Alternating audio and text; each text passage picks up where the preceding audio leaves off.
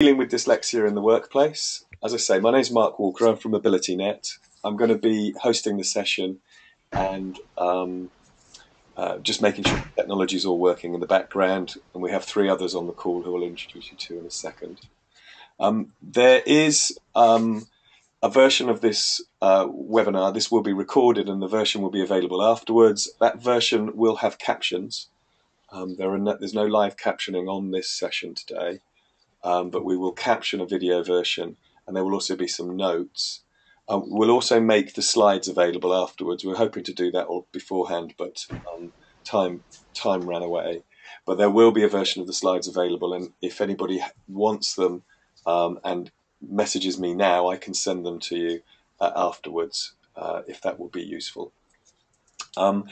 If you can see the control panel, I've also got some polls which we're going to use, and I'm just going to set the first one up just again to check the technology's working, and hopefully you'll see a question that asks you where in the world you are. These are useful for us just to add a little bit of interaction to the session, so if you could just confirm you could see it by voting, and I can see what proportion of people have voted, and also obviously see the results, which I'll share with you in a second. So yeah, I've got 84% of you have voted, so that's getting close. Anyone else who hasn't clicked on anything, if you can tell me if there's a problem or you can't see it, please use the questions. Otherwise, that's great. So I'm going to close the poll and share the results. So you can see that 97% of people are from the UK, and it says that 3% are from other parts of Europe. So welcome, everyone.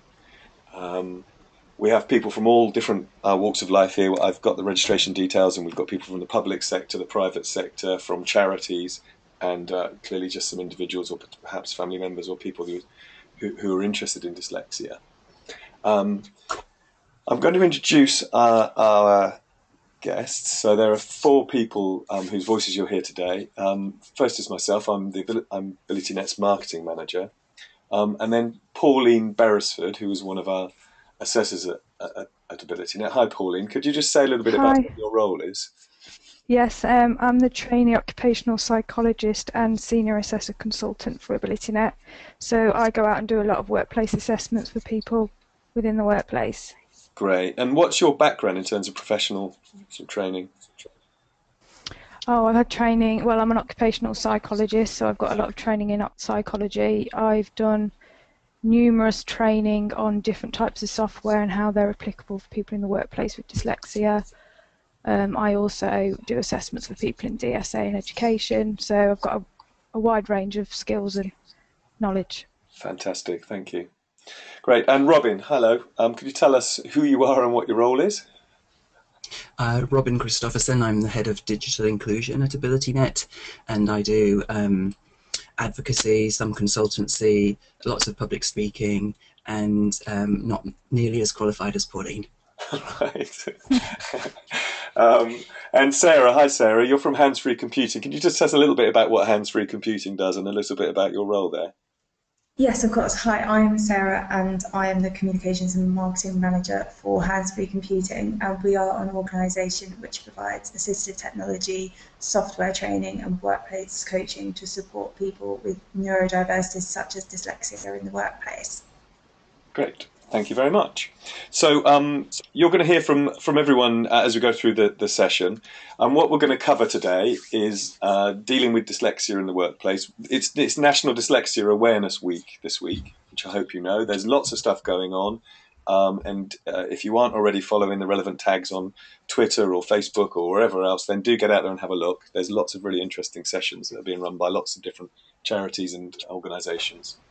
What we're going to look at is dyslexia in the workplace, and Abilitynet's particular interest is always to do with the technology that can help people in whatever way, whatever the disability is, and whatever types of technology, particularly digital technologies like desktop computers and laptops and mobile phones and so on. Mark? Yes? Sorry to interrupt you. All I can see on my screen is the quick poll still, so I'm not sure if other people can see your PowerPoint slides. Thank you. It's because I've got to click a button that says hide the poll. Is that right now? That's it, perfect. In that case, nobody's seen your pictures, so I'm just going to go back. Sorry about that. That's a blessing. Just to prove everybody's already there.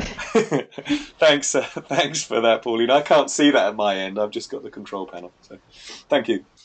Yes, so today we've got a few different topics we're going to cover. We're particularly interested in the impact that dyslexia has in the workplace, not least on the sort of personal side of things in terms of the impact on the employee, but equally we'd like to know more about, we want to explain more about how an employer can help employees in the workplace and the positive sort of benefits you can get from that. The meat of what we're going to talk about are the sorts of adjustments that you can make to computers, the sorts of hardware and software that might be relevant to people with dyslexia in the workplace. And one theme that we thought we would pick up on as we go through is how is mobile changing things? The use of phones and tablets in the workplace is increasing.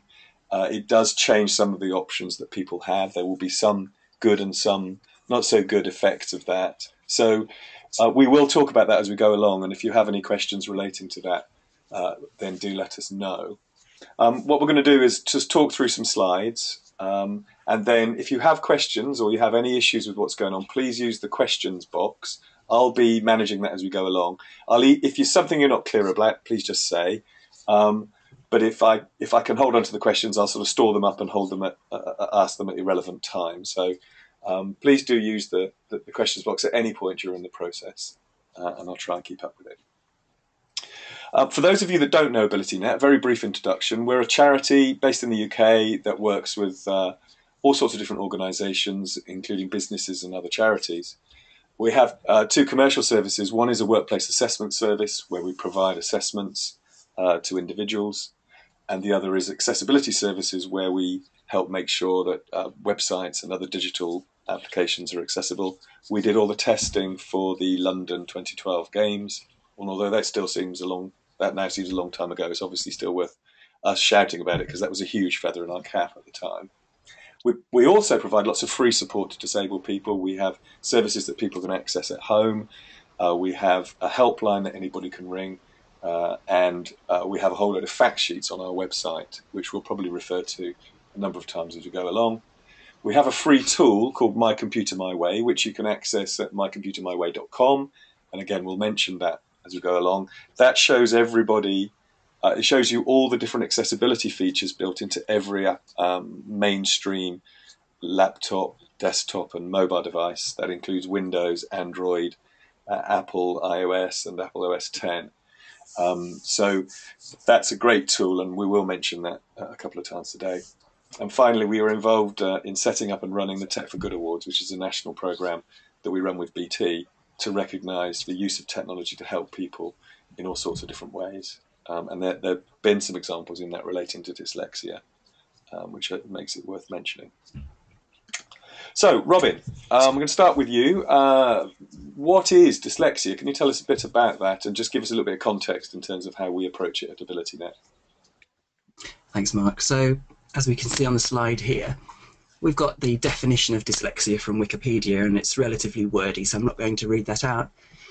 Basically, at Abilitynet, we're not concerned about official diagnoses of dyslexia, although that can be helpful in the workplace when it comes to unlocking certain areas of reasonable adjustment where they're kind of more substantial reasonable adjustments, and we'll be talking about those later on. But one sort of key issue or element to pull out from that description is that there's no relation to intelligence at all. So even though it's the most common learning difficulty, reading disorder in the UK, it really has no bearing on intelligence whatsoever. And in fact, people with dyslexia are often excellent problem solvers because the way of thinking and problem solving that having dyslexia or related conditions like dyspraxia or dyscalculia, which is coordination and numbers centric flavors of dyslexia, makes them really useful people to have around. So NASA, for example, would always ensure that in the team of 7 on any given shuttle flight, they would have someone with dyslexia in there because they were really useful people to have around in a tight spot. So the approximate 10% of your workforce that have dyslexia, 6% with severe dyslexia, will actually be a real asset if you're able to overcome their, the impact that their dyslexia is having on them in the workplace, they bring an enormous richness to the workforce. Great, thank you, Robin. And Pauline, you see people day in, day out in the workplace, and obviously not just around dyslexia, but across a whole range of issues. Could you just describe some of the impact that dyslexia has on someone in the workplace? Yeah, sure. I mean, the first information that was presented on that slide is the idea of reading and writing. We're looking at that one first because that seems to be the most prominent one within the workplace, mainly around the areas that people find it difficult to read or read accurately. Sometimes they're finding that they're having to read information a number of times in order to understand it. This can also make workload accumulate a little bit because you're obviously having to meet targets a lot of the time in the workplace, and having to read information a number of times is obviously time consuming. The writing side of things as well tends to be with, first of all, spelling and grammar.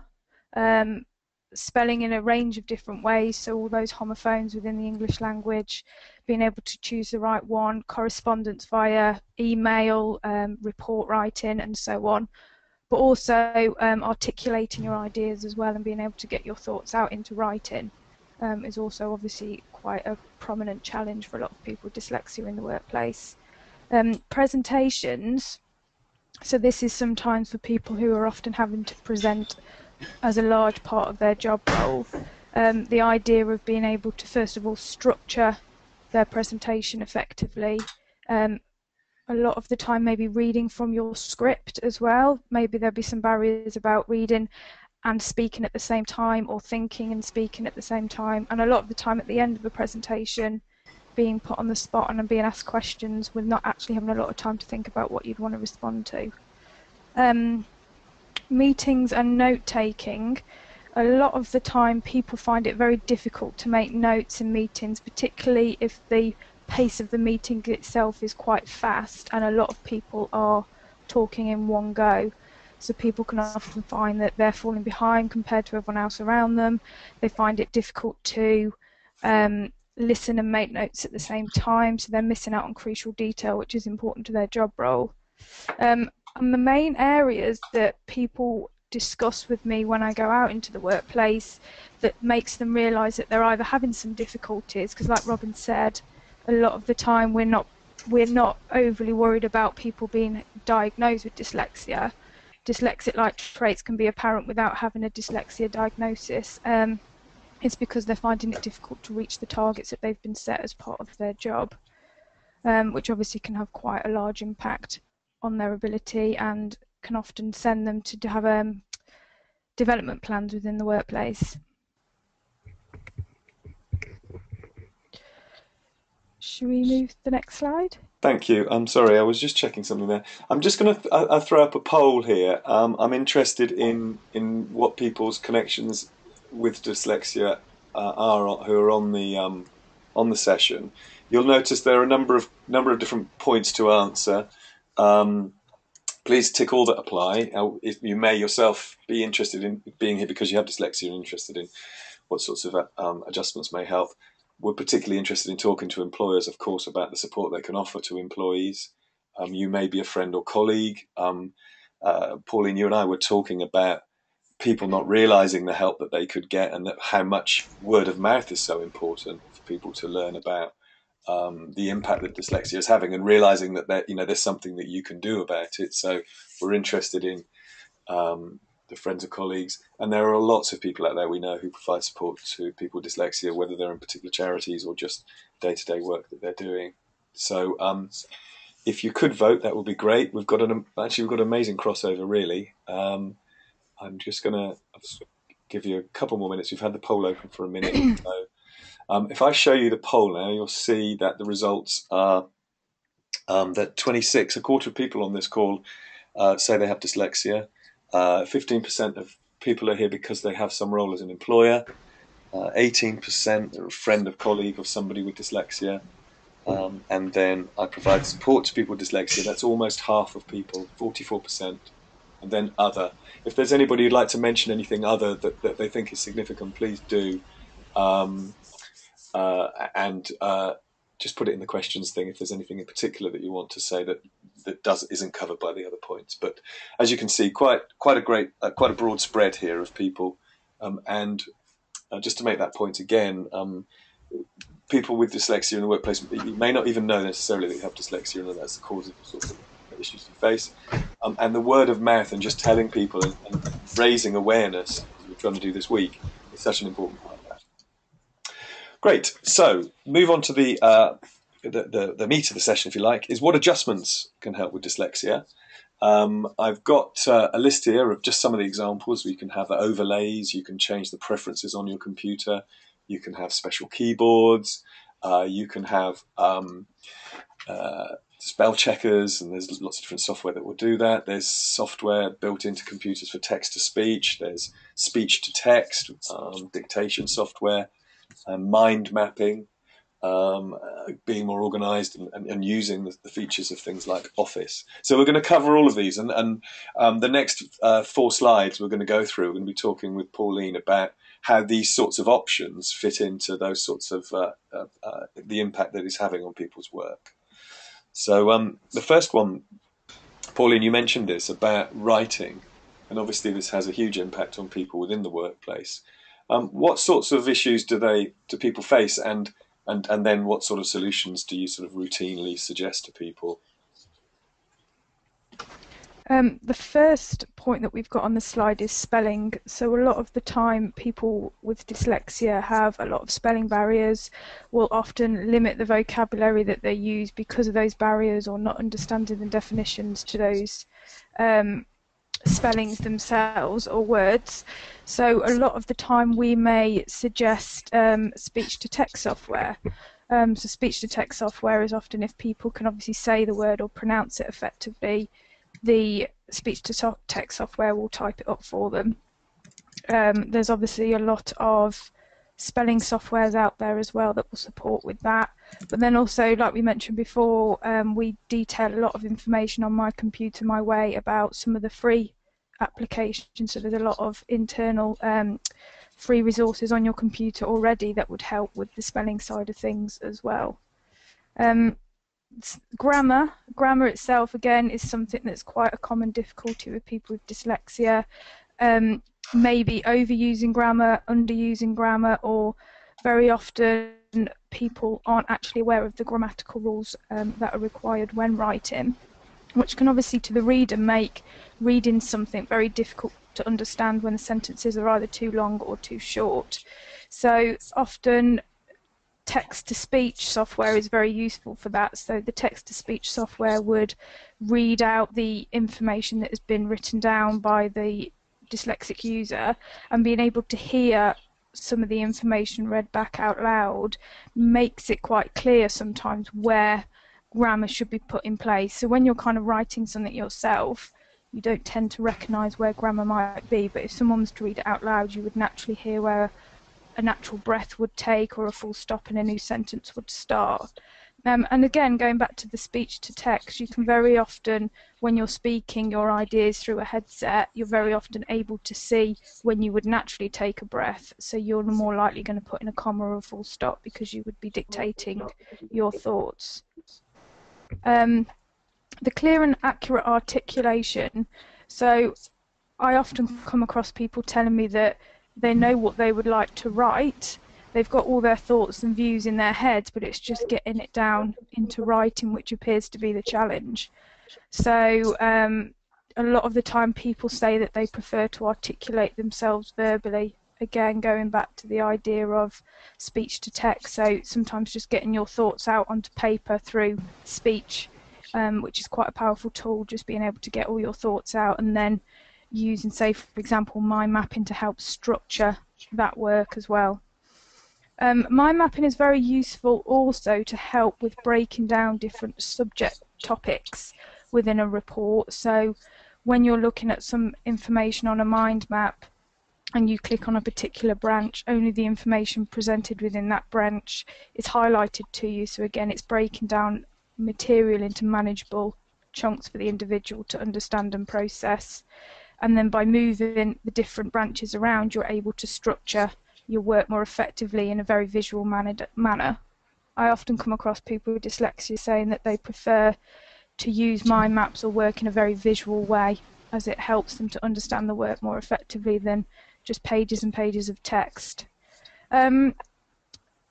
I've popped down there about miskeying and hand-eye coordination. That again can be quite a common difficulty where speech to text might be quite useful, so having occasional keying errors can be normal, or having slow typing as well, whereas when you can just speak your ideas you can kind of get them down before they're kind of forgotten from memory.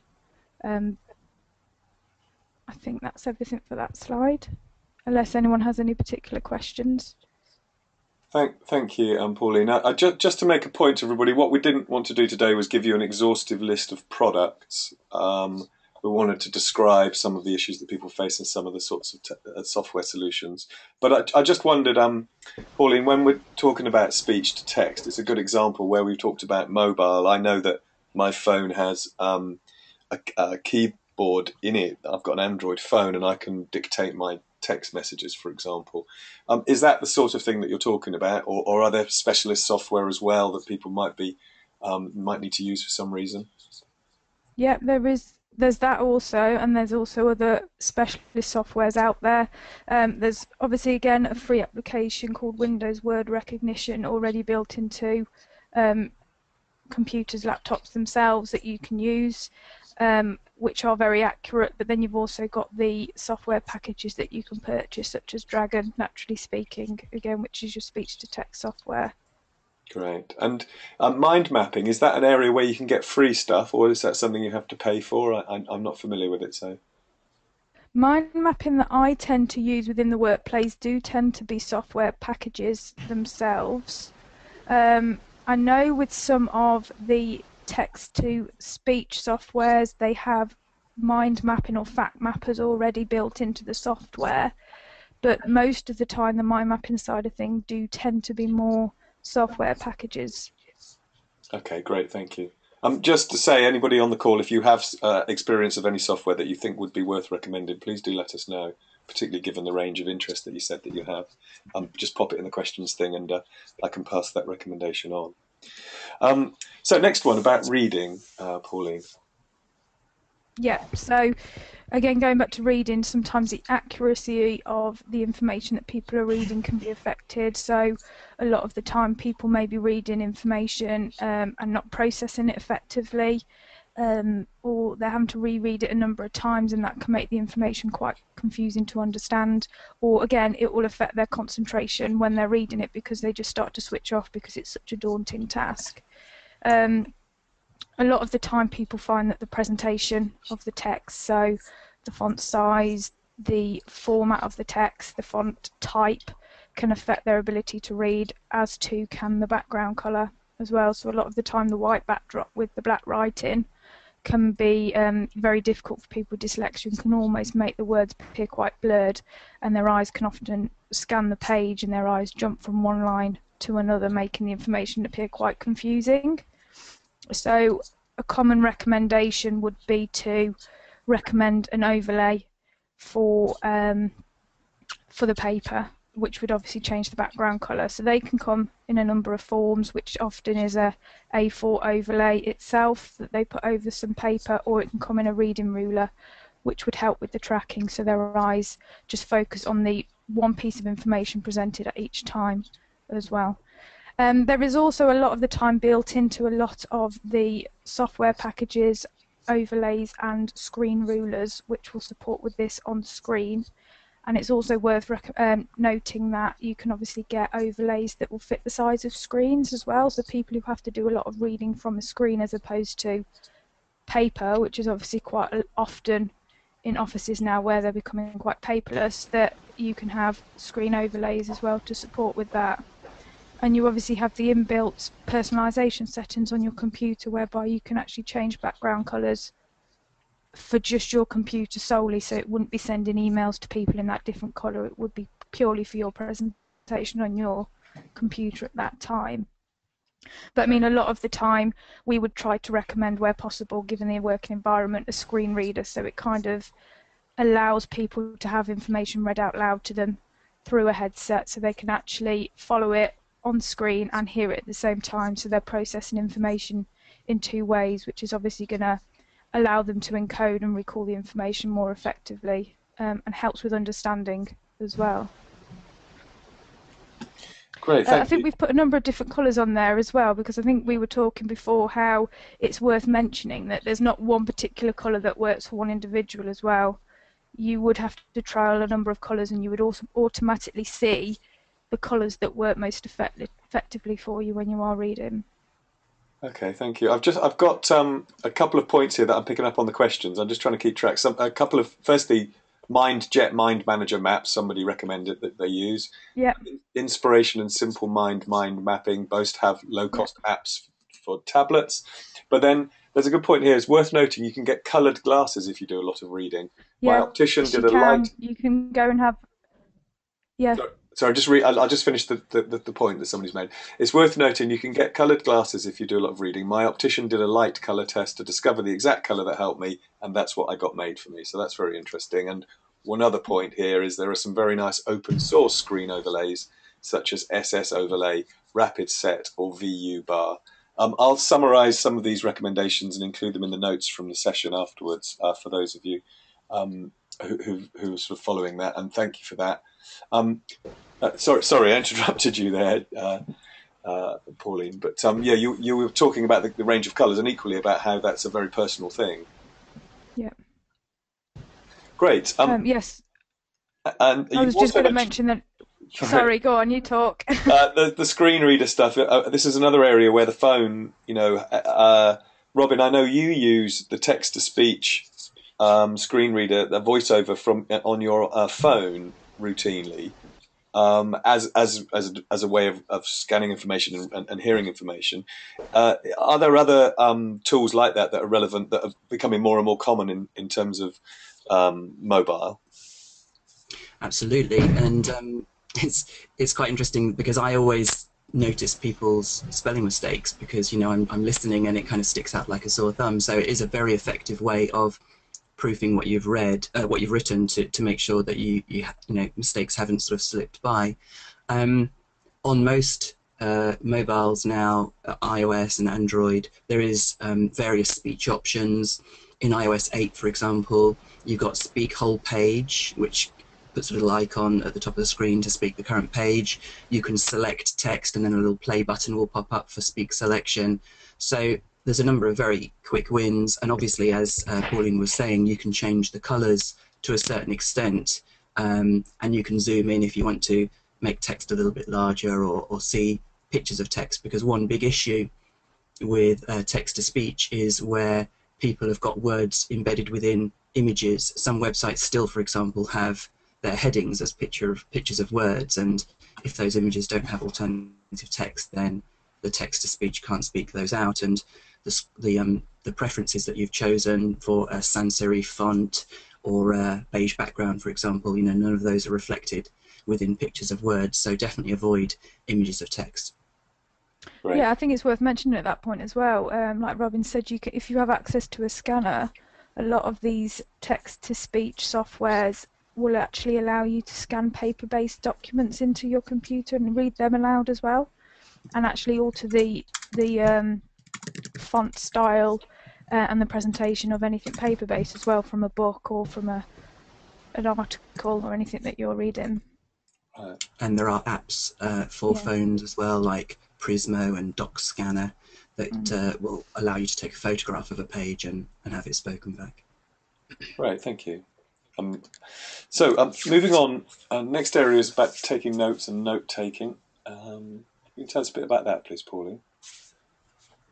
Yes, so a lot of the time people who have to attend meetings find it quite difficult to keep pace with the information that's being presented in a meeting. Either they're very heavily focused on making the notes and they're finding it difficult to listen at the same time, so they'll often leave a meeting not really understanding what has been disclosed, and they're obviously having to try and catch up on the notes at a later date, which obviously then can affect the rest of their workload. Often they're not understanding what's being presented because lots of different people are speaking, and being able to follow the different topic changes can be difficult. And a lot of the time that we recommend are things like digital voice recorders, which will also have an indexing button which allows you to break down the audio into different topics and themes. So when you listen back to it, you're able to select the information that you want to listen back to that you didn't quite capture in the meeting itself, as opposed to having to listen through to the whole meeting again. So again, it allows you to manage your time more effectively, but you're also kind of picking out the key information that you need from that as well. I always think mind mapping is a very useful tool in a handwritten form as well. If you probably need a bit of training on how to apply it, but mind mapping as a note-taking tool is very useful because you can kind of just put key points, see a picture that you've created yourself, and just see how things link with each other.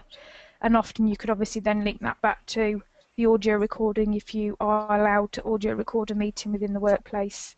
It is worth noting that a lot of the time you can get digital voice recorders nowadays which are password sensitive. So if you're working within a company where there's a lot of confidential data, then information can be stored quite securely as well and listened back to. But maybe also strategy training is also quite important. So strategies on how to make notes effectively, how to pick out the key points as opposed to writing everything down that's being discussed. You're only picking out the key information which you can then expand on at a later date. But this is obviously something that we come across quite a lot for people who have to take meetings, that they're coming out not really understanding or not being able to capture everything that was discussed, and that can either affect the report that they have to write following that, or they're having to ask their colleagues for support with reminding them what was discussed so they can fill in any of the gaps that they didn't quite get. And sometimes their notes can be not very legible, so they're finding that they've got their notes down, but actually making sense of the notes can be quite difficult.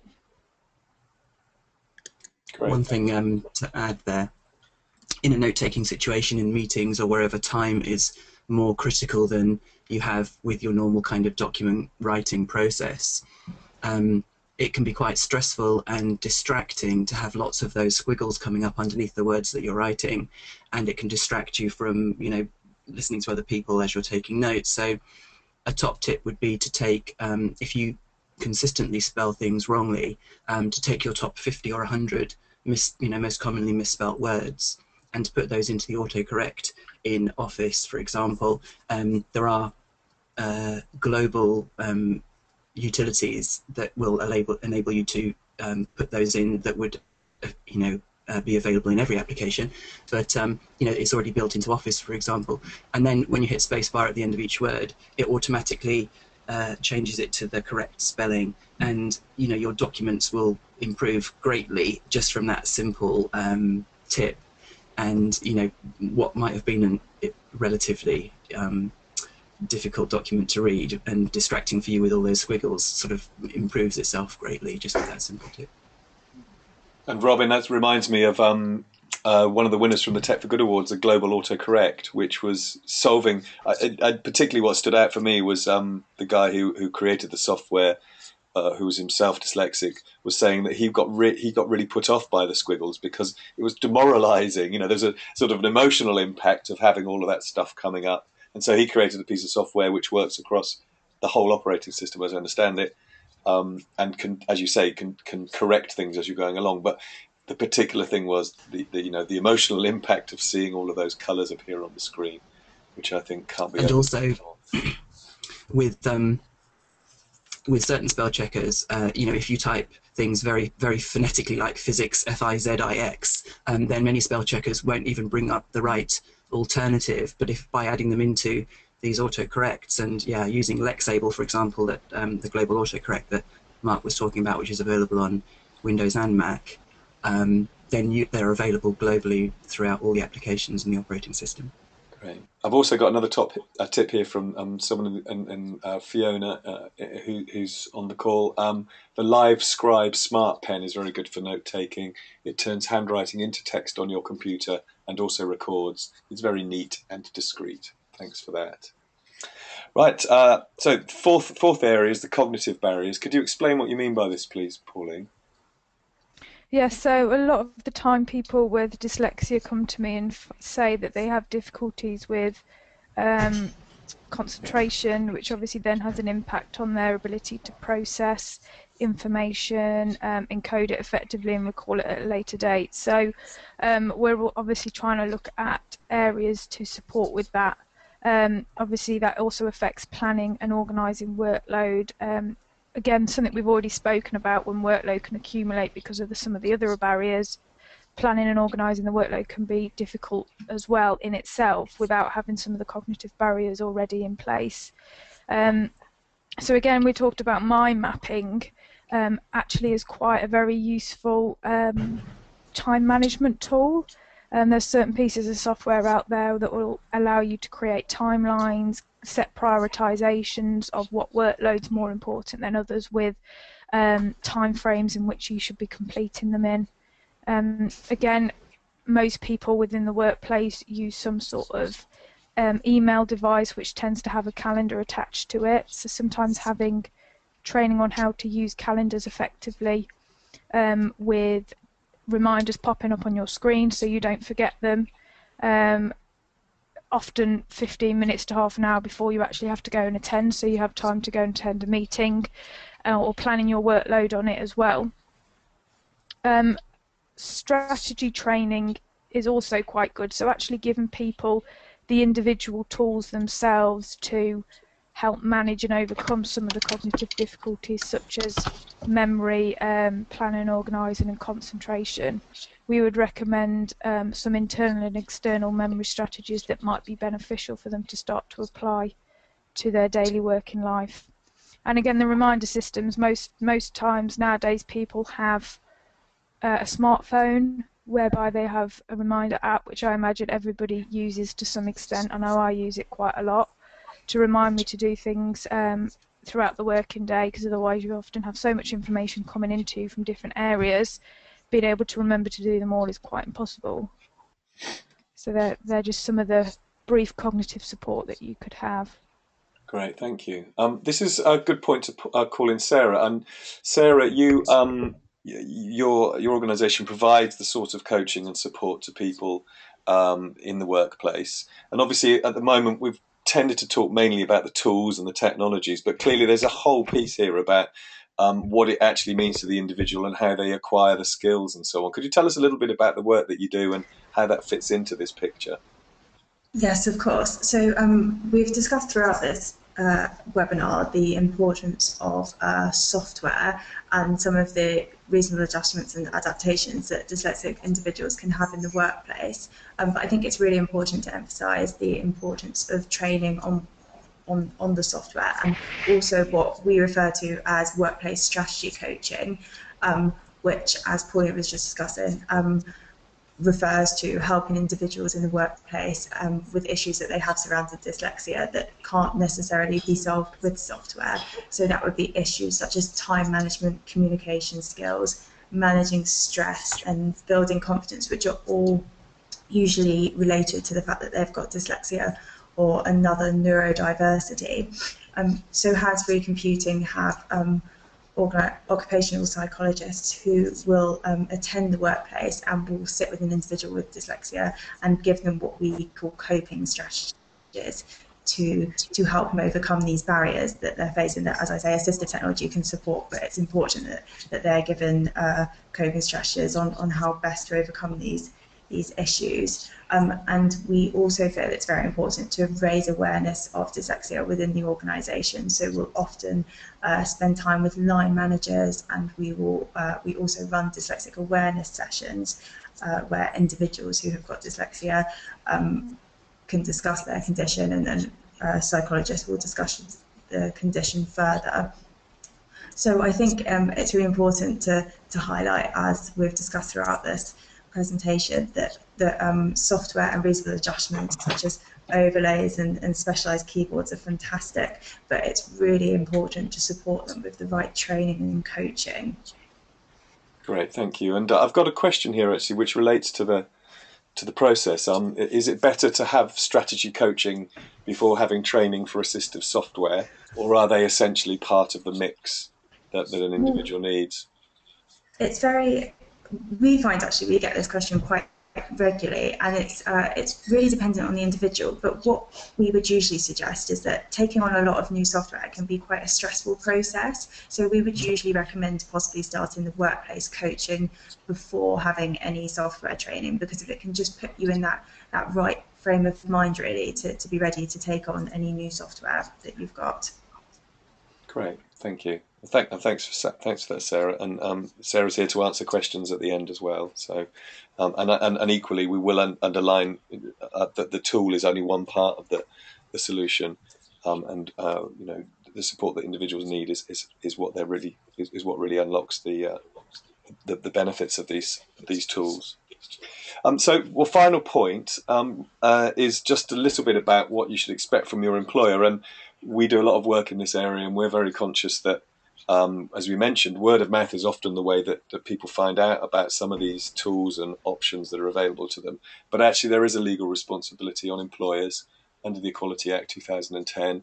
There are a number of protected characteristics, of which disability is one, that employers must make reasonable adjustments to ensure that they're not discriminated against employees. And equally, there are lots of benefits that we regularly talk to employers about by implementing this sort of support for their employees. Clearly, in terms of what we've been looking at as the impact, the employees are going to be more productive in their role. They're going to be more capable. They're going to be delivering to the targets. As we said, that's often the first sign that people can see that they need some support. Perhaps less obvious is that there is data from the government that shows that people become more loyal when given this sort of support. That reduces the cost of both recruiting new staff and training staff onto specialist roles. And you know, bearing in mind that dyslexia could cover anybody at any stage in their career, at any point in the work that they're doing, and the increasing use of technology across almost every role in the workplace, this clearly could have an impact in lots of ways. And finally, not to underestimate the impact of having happier employees, where people are not feeling so stressed and feel more productive and have more confidence in their role. And as we say, it's often easy to overlook that as the impact of something like dyslexia on an individual, and how much the sorts of things we're talking about can have such a positive effect. So just to sum up, if you do have any questions, please let us know. But we've looked at 4 areas really. One is, first of all, this is something that we constantly need to raise awareness of within the workplace. Employers must offer the reasonable adjustments. All of the sorts of things we've talked about here fit into that category, and they don't necessarily cost any money. It's really encouraging people to ask for this sort of help and to be aware that this sort of help is available. That's often the first and major hurdle that people have to overcome.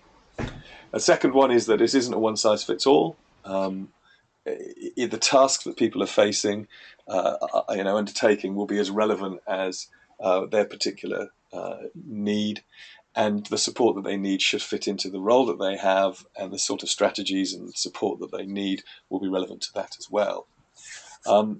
Again, just to underline, there may not be any cost. If you haven't seen My Computer, it's at www.mycomputermyway.com. That has all sorts of advice and information about adjustments you could make to your computer, which are built into Windows, Mac, and Android. So please, we also have a fact sheet on our website called Dyslexia and Computing. Sorry, we're getting some interference there from somewhere.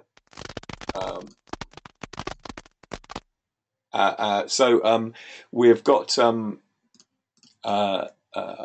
a fact sheet on our website about dyslexia and computing. That's free advice, free information, which and there's plenty of it out there. This is Dyslexia Awareness Week. If you go looking now, you'll find loads of stuff around offering advice about dyslexia. And then the final point, really, which is back to Robin's sense of what we were talking about in not putting people in pigeonholes according to their condition or disability, is that it's about the person, not the computer. We provide all sorts of expert advice. We provide all sorts of sorry about that. We provide expert advice and support, but we're really trying to help the individual in their role, and the training and support that they need is often the most critical part of the mix here, to enable them to get the best use out of the tools that are available. So on to any questions that you have. I'm just going to review some of the information here. Somebody's got a question here. I think this is probably one for you, Robin, in first instance. It's just about the finance to pay for adjustments, especially software, and the relevance to access to work, which is obviously a program that lots of people know about. Yep. So go ahead.